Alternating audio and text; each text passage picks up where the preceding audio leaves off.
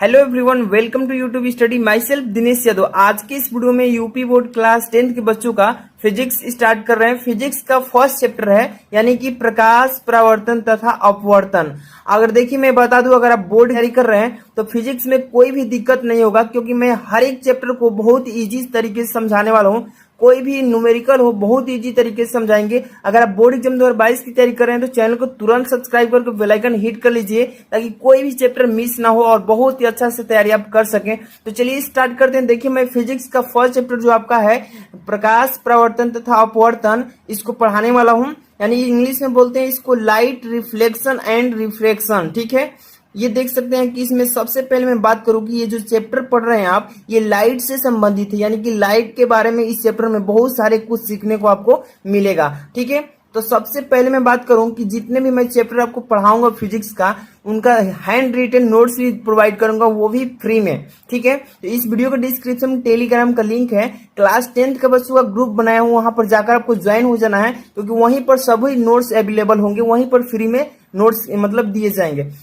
तो इसमें सबसे पहला क्वेश्चन उठता है कि व्हाट इज लाइट, प्रकाश क्या है। तो सबसे पहला प्रकाश का डेफिनेशन बताना है आपको। यहाँ पर देखिए प्रकाश हेडिंग हो गया, और इसका परिभाषा कैसे लिखेंगे कि प्रकाश विद्युत चुंबकीय स्पेक्ट्रम का एक भाग है जो हमें वस्तुओं को देखने में शक्ति प्रदान करता है। ओके, अब इसके बाद देखिए यह एक प्रकार की ऊर्जा होती है। यह एक प्रकार की क्या होती है? ऊर्जा होती है, जो विद्युत चुंबकीय तरंगों के रूप में चलती है, यानी कि गमन करती है, जिसे हम क्या बोलते हैं? प्रकाश बोलते हैं। ठीक है, अगर ये देखिए इससे भी सिमिलर तरीके से इसका डिफिनेशन कैसा है, तो ध्यान से यहाँ पर देखते रहिए। अथवा में इसको बताएंगे कि प्रकाश, लाइट, प्रकाश एक प्रकार की ऐसी ऊर्जा है जो हमें वस्तुओं को देखने में सहायता करती है, जिसे हम क्या बोलते हैं? प्रकाश बोलते हैं। देखिए अब प्रकाश कैसे हमें कोई भी वस्तु दिखाई देता है प्रकाश की सहायता से, आइए बताते हैं। यहाँ पर ध्यान से देखिए, यहाँ पर एक एग्जाम्पल बता रहा हूं। यहाँ पर देखिए दो कमरा है। ठीक है, दो कमरे हैं यहाँ पर, और दोनों आमने सामने कमरे हैं। ठीक है, और दोनों की यहाँ पर सामने सामने दरवाजे हैं, आमने सामने। ठीक है, ये दोनों कमरे अंधेरे हैं। ये दोनों कमरे क्या है? अंधेरा है। दोनों कमरे में अंधेरा है। ठीक है, इस कमरे में एक व्यक्ति है। ठीक है, और इस कमरा में एक बॉल रखी गई है। ठीक है, क्या रखी गई है? गेंद। अब इस व्यक्ति को इस गेंद को देखना है, तो बताइए कि अगर जिस कमरा में ये व्यक्ति है, इस कमरा में लाइट है, तो क्या ये गेंद दिखाई देगी?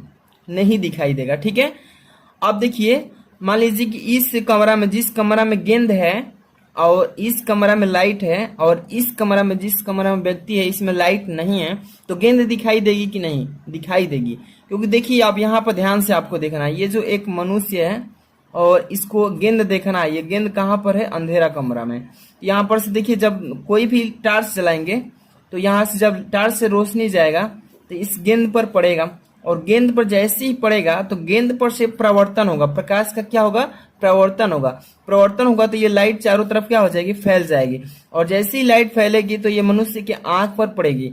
जैसे ही आंख पर पड़ती है तो इस गेंद का प्रतिबिंब मनुष्य के रेटिना पर बन जाता है। इस तरीके से हमें कोई भी वस्तु आसानी से दिखाई देने लगती है। ठीक है, ये था, हमें प्रकाश की सहायता से कोई भी वस्तु को आसानी से देख सकते हैं। अब यहाँ से हमारा नेक्स्ट टॉपिक है दीप्त और अदीप्त वस्तुएं। ठीक है, अब देखिए सबसे फर्स्ट नंबर यहाँ से प्रदीप्त वस्तुएं किससे कहते हैं? ठीक है, ल्यूमिनियस ऑब्जेक्ट्स, इसको प्रदीप्त वस्तुएं किससे कहते हैं? यहाँ पर देखिए इसका डेफिनेशन है। यहाँ पर ऐसी वस्तुएं जो स्वतः प्रकाश का उत्सर्जन करती है, यानी कि स्वतः प्रकाश उत्सर्जित करती है, उसे हम प्रदीप्त वस्तुएं कहते हैं। ठीक है, एक बार फिर से डेफिनेशन देखिए। ऐसी वस्तुएं जो स्वतः प्रकाश उत्पन्न करती है प्रदीप्त वस्तुएं कहलाती हैं। स्वतः का मतलब होता है अपने आप से प्रकाश को उत्पन्न कर देती है। जो वस्तुएं अपने आप से, स्वयं में से प्रकाश उत्पन्न करती है, उसे प्रदीप्त वस्तुएं कहते हैं, यानी कि ल्यूमिनियस ऑब्जेक्ट्स। जैसे कि कौन कौन सी वस्तुएं हैं जो हमें प्रकाश स्वतः देती है? जैसे कि यहाँ पर देख सकते हैं सूर्य। सूर्य से हमें ऊर्जा जो मिलता है स्वतः मिलता है। सूर्य के द्वारा किसी दूसरे के द्वारा सूर्य प्रकाश नहीं लेता है, बल्कि अपने में से प्रकाश को उत्सर्जित करता है। ठीक है, जैसे कि वैद्युत बल्ब जो है स्वतः प्रकाश का उत्सर्जन करता है आदि। ठीक है, ये हो गई प्रदीप्त वस्तुएं। अब देखिए इसके बाद जो है नेक्स्ट आपका है अदीप्त वस्तुएं। अदीप्त वस्तुएं किससे कहते हैं, ध्यान से देखिए यहाँ पर अदीप्त वस्तुएं, इसको नॉन ल्यूमिनियस ऑब्जेक्ट्स बोलते हैं इंग्लिश में। ठीक है, अब देखिए इसका डिफिनेशन कैसे बोलेंगे, ऐसी वस्तुएं जो स्वतः प्रकाश उत्पन्न नहीं करती हैं, अपितु प्रदीप्त वस्तुओं के प्रकाश के आपतित होने पर दिखाई देती है, अप्रदीप्त वस्तुएं कहलाती हैं। ध्यान से देखिए अप्रदीप्त का डेफिनेशन जो है ना बहुत ही सिंपल है। अगर प्रदीप्त वस्तुएं की परिभाषा याद है तो इसी से संबंधित अप्रदीप्त वस्तुएं का भी डेफिनेशन है। ऐसी वस्तुएं जो स्वतः प्रकाश का उत्सर्जन नहीं करती है, बल्कि किसके सहायता से, बल्कि प्रदीप्त वस्तुओं के प्रकाश के आपतित होने से दिखाई देती है, जिसे क्या बोलते हैं, अप्रदीप्त वस्तुएं बोलते हैं। जैसे कौन कौन सी वस्तुएं हैं यहाँ पर ध्यान से आपको देखना है, लाइक में यहाँ पर दिया गया है। जैसे कि चंद्रमा है, तो चंद्रमा जो है ये सूर्य के द्वारा प्रकाश को क्या करता है, आपतित होने पर ये अपने में अवशोषित करता है, और जो कि देखते हैं आप कि दिन में भी कभी कभी दिखाई देता है और रात में भी दिखाई देता है। तो चंद्रमा कौन सी वस्तु में आ जाएगा, अप्रदीप्त में, क्योंकि स्वतः प्रकाश का उत्सर्जन नहीं करता है, जबकि प्रदीप्त वस्तुओं के द्वारा लिया गया प्रकाश को उत्सर्जित करता है। ओके, अब यहाँ पर जैसे कि मेज जो है ये अप्रदीप्त वस्तु में आता है, जैसे कि ये प्रकाश को अपने आप से स्वतः उत्सर्जन नहीं करता है, जबकि ये प्रदीप्त वस्तु जैसे कि सूर्य के प्रकाश से चमक आता है तो इसमें भी लाइट रोशनी दिखाई पड़ती है, मतलब महसूस करते हैं। जैसे कि बर्तन हो गया, ठीक है, आदि, ये सभी कौन सी वस्तु में आएंगे, अप्रदीप्त वस्तु में। ठीक है, तो सबसे पहले आपने पढ़ा इस चैप्टर में लाइट किससे कहते हैं, यानी कि प्रकाश किससे कहते हैं। दो तरीके से मैंने प्रकाश का डेफिनेशन बताया। अब इसके बाद जैसे कि आपने पढ़ा प्रदीप्त वस्तुएं किससे कहते हैं, ल्यूमिनियस ऑब्जेक्ट्स, और अप्रदीप्त यानी कि नॉन ल्यूमिनियस ऑब्जेक्ट्स। ठीक है, अब इसके बाद आता है लाइट प्रॉपर्टी ऑफ लाइट, यानी कि प्रकाश का गुण। ठीक है, अब यहाँ पर देखिए प्रकाश का गुण हम पढ़ेंगे। यहाँ से स्टार्ट होता है प्रकाश का गुण। तो ध्यान से आपको देखना है, जैसे कि प्रकाश नाम के तो बहुत सारी चीजें हैं। जैसे कि आपको किसी भी व्यक्ति का नाम हजारों है, लेकिन उसके प्रॉपर्टी से उसका पहचान होता है। ठीक है, यानी कि उसके गुण से। तो इसी तरीके से हर एक चीज का अपना खुद का प्रॉपर्टी होता है, यानी कि गुण होता है। ठीक है, जैसे कि प्रकाश के गुण, यानी कि इंग्लिश में इसको बोलते हैं प्रॉपर्टीज ऑफ लाइट। ओके, अब देखिए प्रकाश के बहुत सारे गुण हैं, जिसकी वजह से हम हमेशा के लिए इसको याद कर सकते हैं। जैसे कि फर्स्ट स्टेप बता रहे हैं, इसमें देखिए फर्स्ट नंबर, ये प्रकाश विद्युत चुंबकीय तरंगों के रूप में चलता है। कैसे बोल सकते हैं कि प्रकाश विद्युत चुंबकीय तरंगों के रूप में चल सकता है। जैसे कि विद्युत चुंबकीय तरंगें कैसे चलती है, जैसे कि ऊपर नीचे तरंग के रूप में चलती है। ठीक है, इस तरीके से चल सकता है। ये फर्स्ट इसका गुण आता है, जो कि आप इसको पढ़ेंगे क्लास 12th में। ठीक है, कक्षा 12 में पढ़ेंगे। अभी तो आपको सीधे बताया जाएगा कक्षा 10 में कि प्रकाश एक सीधी रेखा में गमन करता है, जबकि आप कक्षा 12 में जब पढ़ेंगे तो आपको धीरे धीरे इसके बारे में विस्तार से मालूम होगा कि प्रकाश एक चुंबकीय तरंगों के रूप में भी चलता है। ठीक है, तो कैसे चलता है, तरंग के रूप में। ठीक है, अब इसके बाद देखिए दूसरा इसका प्रॉपर्टी क्या है, गुण, प्रकाश सरल रेखा में भी चल सकता है, यानी कि प्रकाश सरल रेखा में चलता है। सरल रेखा का मतलब देखिए यहाँ पर सीधी लाइन में, एक सीधी लाइन में प्रकाश चलता है। ठीक है, तो दो तरीके से आप पढ़ रहे हैं इसमें।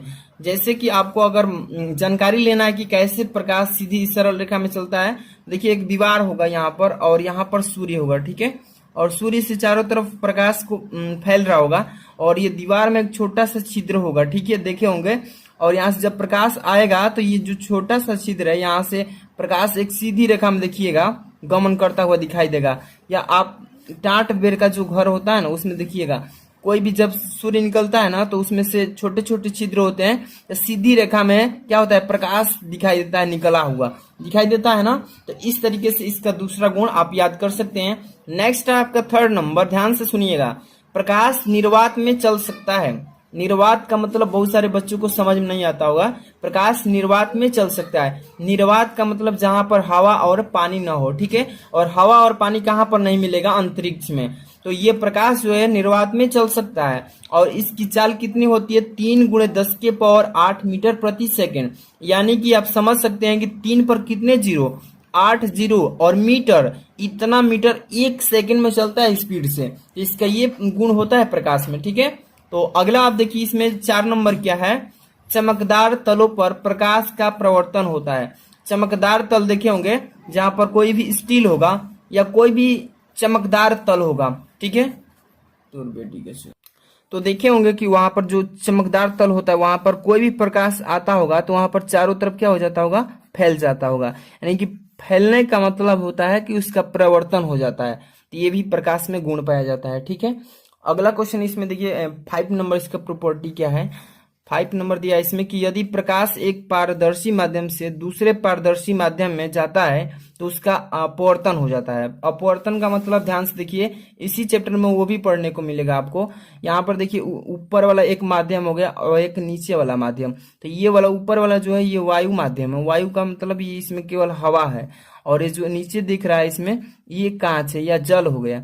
तो जब देखिए ऊपर से कोई भी प्रकाश आता है एक माध्यम से तो दूसरे माध्यम में जैसे ही प्रवेश करता है तो उसमें क्या हो जाता है, उसका अपवर्तन हो जाता है। ठीक है, याद रखना है कि जब भी कोई प्रकाश एक माध्यम से दूसरे माध्यम में प्रवेश करता है तो उसका वहां पर क्या होता है, अपवर्तन होता है। आगे वाला क्वेश्चन यहाँ पर देखिए 6 नंबर इसका प्रॉपर्टी क्या है कि प्रकाश स्वयं दिखाई नहीं देता।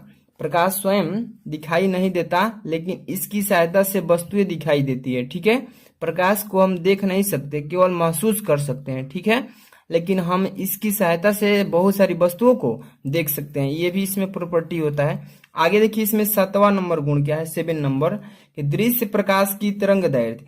दृश्य मतलब होता है देखने वाला प्रकाश। ठीक है, दृश्य प्रकाश की तरंग दैर्ध्य जो होती है 3900 एंगस्ट्राम से लेकर 7800 एंगस्ट्राम तक होती है। ये याद रखना कि दृश्य प्रकाश जो होता है इसका तरंग दैर्ध्य कितना होता है, तो 3900 एंगस्ट्राम से लेकर 7800 एंगस्ट्राम तक होता है। तो आज की इस फर्स्ट लेक्चर में हम लोग इतना ही पढ़े, प्रॉपर्टीज ऑफ लाइट।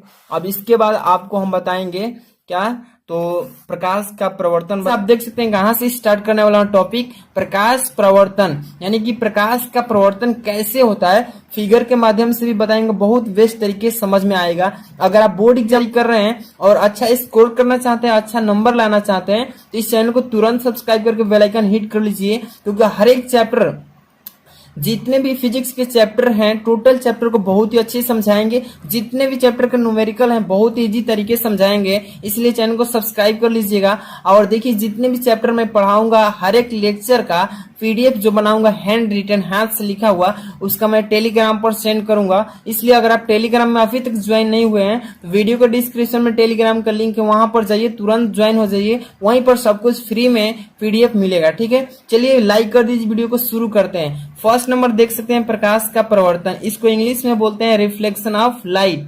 ठीक है, यहीं से इस टॉपिक को उठाना है। नेक्स्ट जितने भी इसके प्रीवियस टॉपिक हैं फर्स्ट लेक्चर में पढ़ा चुका हूं। चलिए देखते हैं इसमें। सबसे पहले मैं इसको डिफिनेशन बताऊंगा, इसके बाद फिगर समझा रहा हूं। ठीक है, प्रकाश का प्रवर्तन यानी कि प्रकाश का प्रवर्तन किसे कहते हैं। ठीक है, तो देखिए इसका परिभाषा, आपतित प्रकाश की किरण जब किसी चिकने सतह से टकराती है तो टकराने के पश्चात उसका अधिकांश भाग उसी माध्यम में वापस लौट जाता है, और यही घटना को प्रकाश का प्रवर्तन कहते हैं। चलिए इसको पहले मैं लिख देता हूं ताकि आपको अच्छे से यहाँ पर ही याद हो जाए। ठीक है, तो सबसे पहले इसका डेफिनेशन देखिए कि जब आपतित प्रकाश की किरण, जब आपतित प्रकाश की किरण, आपतित प्रकाश किरण यहां पर लिख दे रहा हूं। ठीक है, आपतित प्रकाश किरण किसी चिकने सतह से या तल से भी लिख सकते हैं, किसी चिकने सतह से, किसी चिकने सतह से टकराती है, यहां पर टकराती है, किसी चिकने सतह से टकराती है तो उसका अधिकांश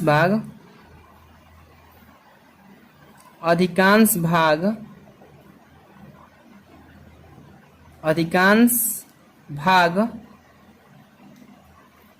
उसी माध्यम में उसी माध्यम का मतलब जिस माध्यम से आया है उसी माध्यम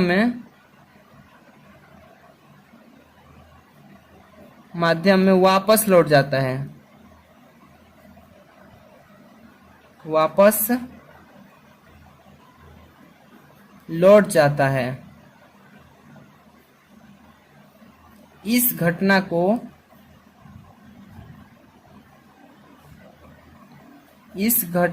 प्रकाश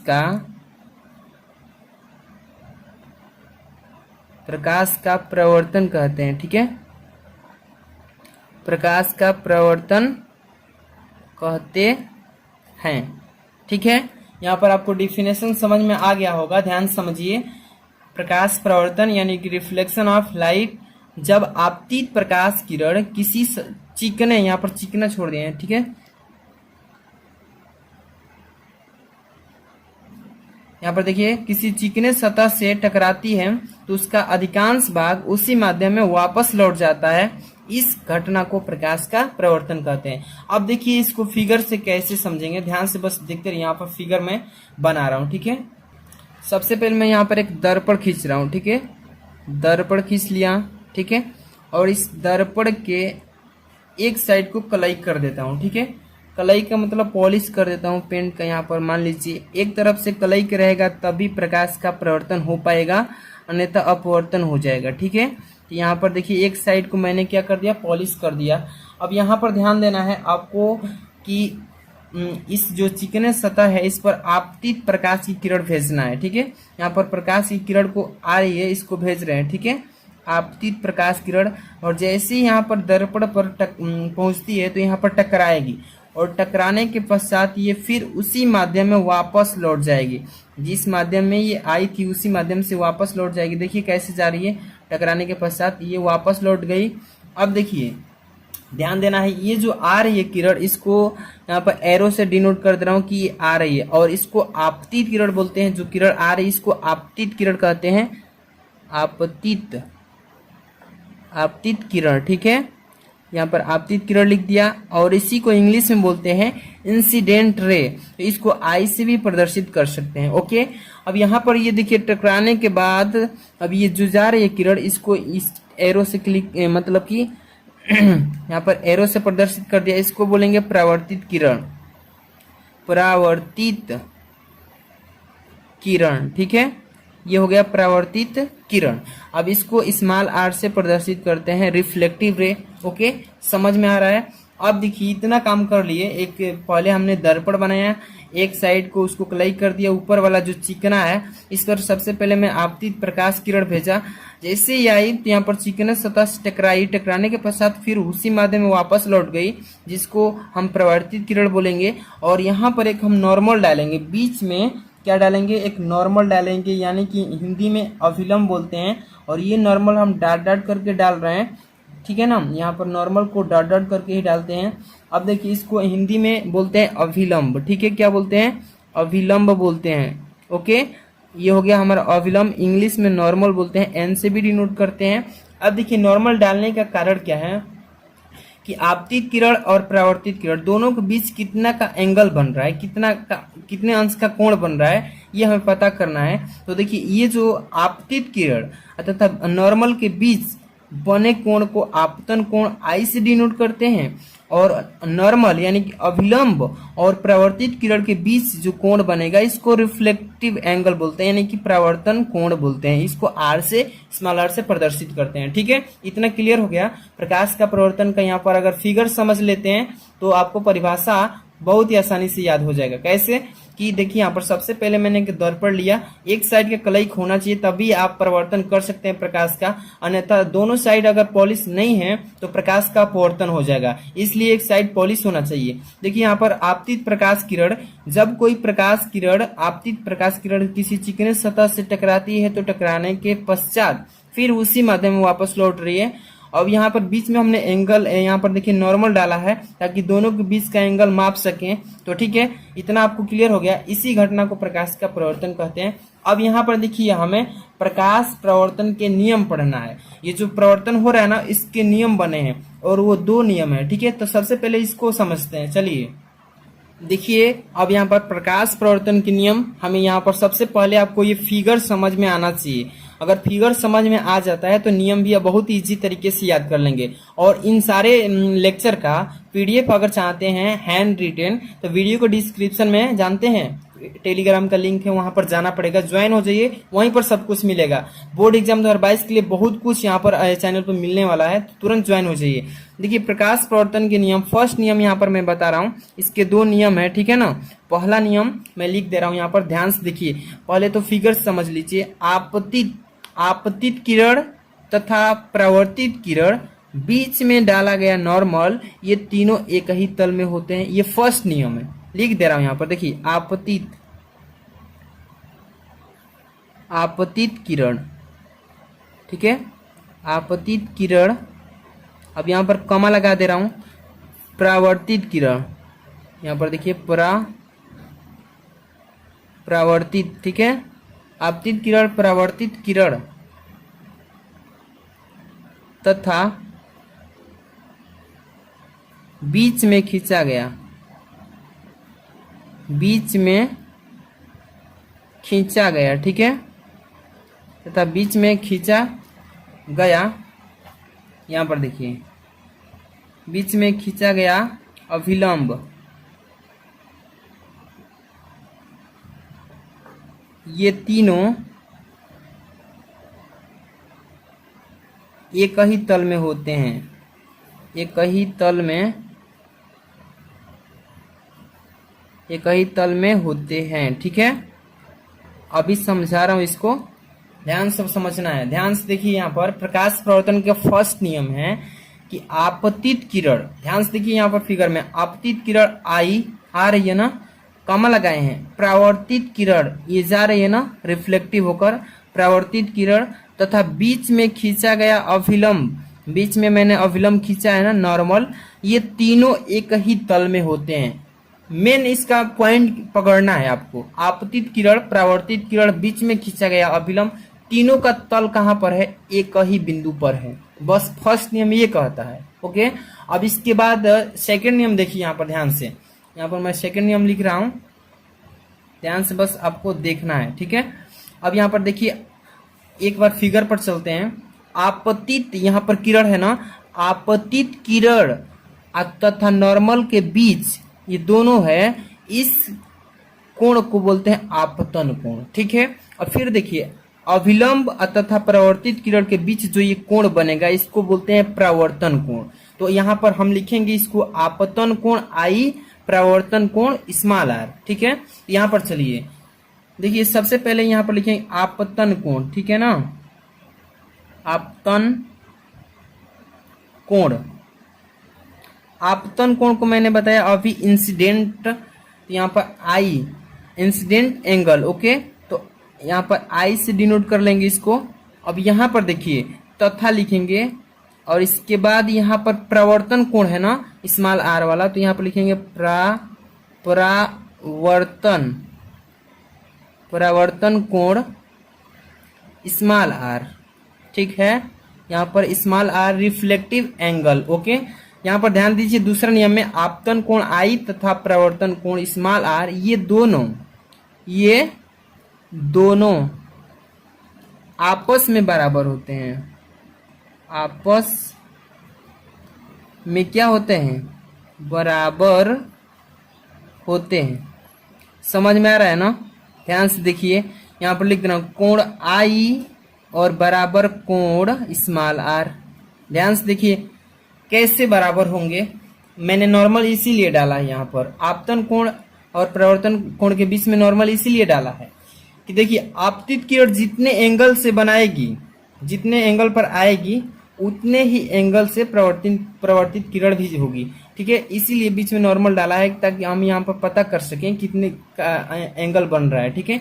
तो दोनों का जितने एंगल पर आपतित किरण होगी, उतने ही एंगल पर प्रवर्तित किरण होगी। इसलिए जो ये सेकंड नियम कहता है कि आपतित किरण और प्रवर्तित किरण यानी आपतन कोण आई, प्रवर्तन कोण स्मॉल आर, ये दोनों आपस में बराबर होते हैं, ठीक है। सेकंड नियम है प्रकाश प्रवर्तन के। तो ये खत्म हो गया। अब इसके बाद हमारा नेक्स्ट टॉपिक है प्रतिबिंब यानी कि इमेज।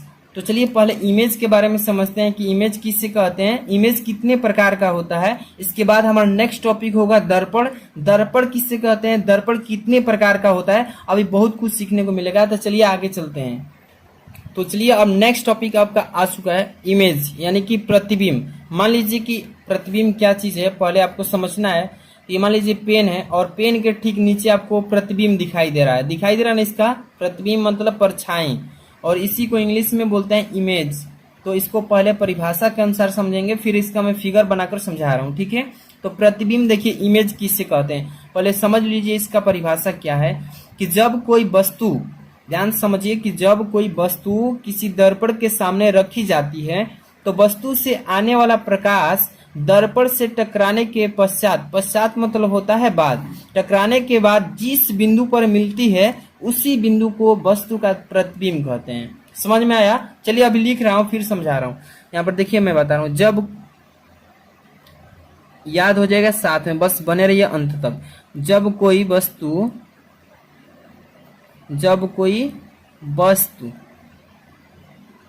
किसी चीज, यहाँ पर देख, किसी दर्पण, जब कोई वस्तु किसी दर्पण के सामने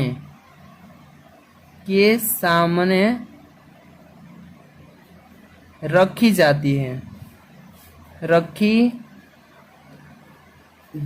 है तो क्या होता है भाई, तो वस्तु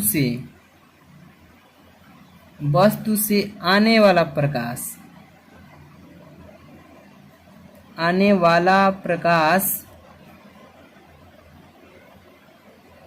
वस्तु से आने वाला प्रकाश दर्पण से टकराने के पश्चात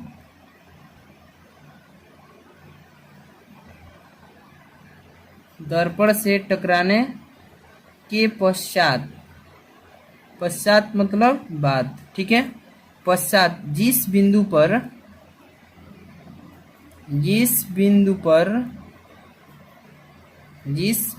पर मिलती है, क्या हो रही है, सभी बिंदुएं आकर वहीं पर क्या हो रही है, प्रकाश किरणें मिलती है। जिस बिंदु पर मिलती है वही बिंदु वस्तु का प्रतिबिंब कहलाता है। वस्तु का यहाँ पर है ना, प्रतिबिंब कहलाता है या कहते हैं, ठीक है। इतना आपको समझ में आ रहा है, क्लियर? एक बार फिर से समझ रहे हैं कि प्रतिबिंब किससे कहते हैं। जब कोई वस्तु, मान लीजिए कि एक पेन है, इस पेन को हम समतल दर्पण के सामने रखे हैं। जब कोई वस्तु किसी दर्पण के सामने रखी जाती है तो अब क्या होता है, तो वस्तु से आने वाला प्रकाश, वस्तु से प्रकाश जाएगा कहाँ पर, शीशा के सामने दर्पण के, तो आने वाला प्रकाश दर्पण से टकराने के पश्चात जिस बिंदु पर मिलेगा, दर्पण से प्रकाश क्या होगा, इस वस्तु से प्रकाश जाएगा दर्पण में और दर्पण से सभी प्रकाश टकराएगा। टकराने के बाद जितने भी टकराने के बाद प्रवर्तित किरणें होंगी सभी एक जगह एक बिंदु पर मिलेंगी और जिस बिंदु पर वो मिलेंगी वही बिंदु जो होगा वस्तु का प्रतिबिंब बनेगा, यानी कि परछाई बनेगा। ओके, समझ में आया? अब इसके बाद नेक्स्ट इसका टॉपिक इसका बाद है इमेज, टाइप ऑफ इमेज। प्रतिबिंब कितने प्रकार का होता है, तो यहाँ पर देखिए मैं बता रहा हूँ, प्रतिबिंब दो प्रकार का होता है। फर्स्ट ऑफ वर्चुअल इमेज, एक होता है इमेज, ठीक है। तो वर्चुअल इमेज यानी कि आभासी प्रतिबिंब और रियल इमेज वास्तविक प्रतिबिंब। तो यहाँ पर सबसे पहले मैं आभासी प्रतिबिंब के बारे में बता देता हूँ, ठीक है, फिर अभी हेडिंग लगाकर समझा रहा हूँ। आभासी प्रतिबिंब का मतलब कि जब कोई वस्तु से आने वाली प्रकाश किरण, जब कोई भी वस्तु से आने वाली प्रकाश किरण अभिसरित हो रही हो। अभिसरित का मतलब क्या हो रहा है, अभिसरित एक होता है अपसरित। अपसरित कहेगा तो क्या होगा, फैल रही है चारों तरफ। अभिसरित मतलब सभी किरण एक बिंदु पर आकर मिल रही है। अभिसरित हो रही हो तो इस प्रकार के जब प्रतिबिंब बनेंगे वो प्रतिबिंब आभासी होंगे, ठीक है। चलिए हेडिंग लगाकर बता रहे हैं। तो देखिए मैंने हेडिंग लगा दी है यहाँ पर, आभासी प्रतिबिंब। चलिए इसको पहले डिफिनेशन को लिख लेते हैं फिर समझा रहे हैं, ठीक है। यहाँ पर लिखेंगे, जब कोई वस्तु से, जब कोई वस्तु से निकल कर, यहां पर लिख रहे हैं निकल कर आने वाली, निकल कर आने वाली प्रकाश किरण, आने वाली प्रकाश किरण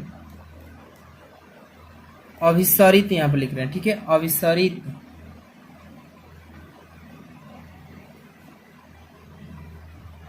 अभिसरित हो रही हो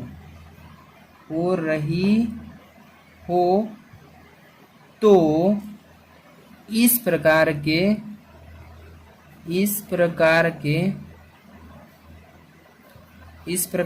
प्रतिबिंब, इस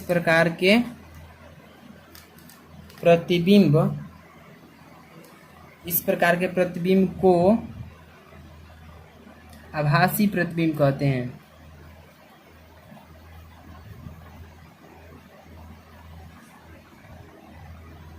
आभासी प्रतिबिंब कहते हैं, ठीक है। समझ में आ रहा है? कि देखिए कोई भी दर्पण होगा, उत्तल दर्पण, अवतल दर्पण, कोई मान लीजिए, तो यहाँ पर आपको उससे मतलब नहीं, आपको समझना है आभासी प्रतिबिंब कैसा होता है। कि जब कोई वस्तु से निकलकर आने वाला प्रकाश किरण अभिसरित होने लगे, यानी कि क्या होने लगे, अभिसरित मतलब कि सभी एक जगह मिलने लगे, तो वहां पर प्रतिबिंब जो बनेगा उस बिंदु पर वो आभासी प्रतिबिंब बनेगा। समझ में आ रहा है? अभी ट्रिक बताएंगे वास्तविक और आभासी का याद करने का, अभी लास्ट तक बने रहिए। अब यहाँ पर देखिए, अब देखिए यहाँ पर वास्तविक प्रतिबिंब किससे कहते हैं, इसका पहले परिभाषा देखिए। कि जब इसका पूरा पीडीएफ चाहिए तो टेलीग्राम का लिंक नीचे है, वहीं पर सब कुछ मिलेगा। जब कोई वस्तु से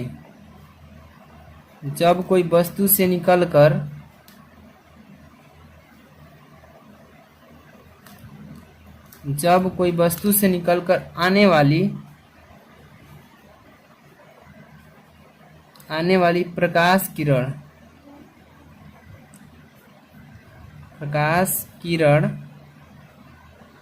अपसरित हो रही हो,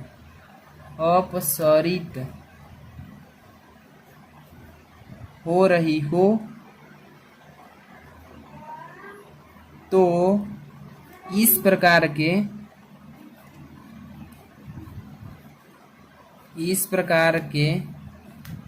प्रतिबिंब को, यहाँ पर देखिए प्रतिबिंब को,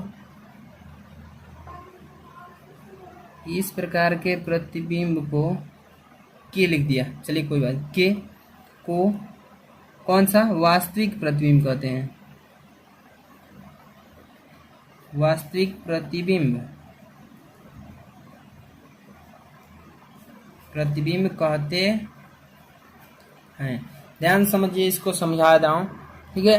कि जब कोई वस्तु से निकलकर आने वाली प्रकाश किरण सभी क्या हो रही हो, अपसरित का मतलब सभी फैल रही हो, मान लीजिए अपसरित हो रही हो, तो इस प्रकार के जब प्रतिबिंब बनेगा उस बिंदु पर, उस प्रतिबिंब को ही आप वास्तविक प्रतिबिंब कहेंगे, ठीक है।